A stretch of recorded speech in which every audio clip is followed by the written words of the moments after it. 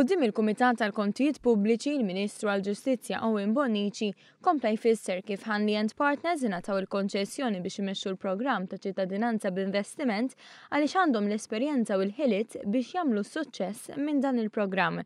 Tant li żvela wkoll li l-kumpanija li ġiet it-tieni u li f'xi mumenti bdiet tikkontesta l-każ issa rtirat ukoll kawża li fetħet il-qorti. Issa nħabbar illi min ġie t-tieni ċeda il-kawża quddiem il-qorti. Ġifieri issa min kellu oġġezzjoni ċedija l-kawża u jiena ninterpreta la darba min ġie t-tieni appella u tilef fetaħ kawża l-qorti u ċedija ifisser li naħseb li jekk kien hemm dubju dwar il-proċess kif sar, indubjament il-persuna li kellha l-iktar interess huwa dak li ġie t-tieni.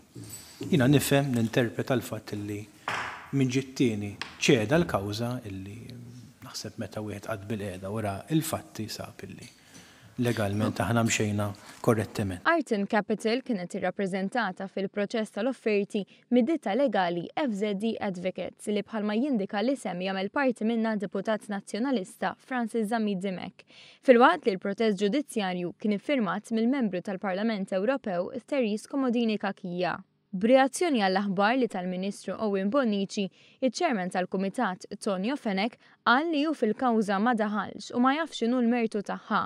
Intant, meta kienet jikkummenta dwar il-programm ta' ċittadinanza b'investiment, il-Ministru Bonnici fakkar li dan huwa approvat mill-Kummissjoni Ewropea u spjega li dan hu programm ta' sħubija bejn il-pubbliku u l-privat. Fuq il-parir li ħadd l-aħjar mudell huwa li inti tagħmel dat tip ta' mudell. Issa jiena m'għandix dubju illi kif pajjiżi oħra jaraw li dan kien suċċess ħajjagħmlu l-istess ħaġa ta'.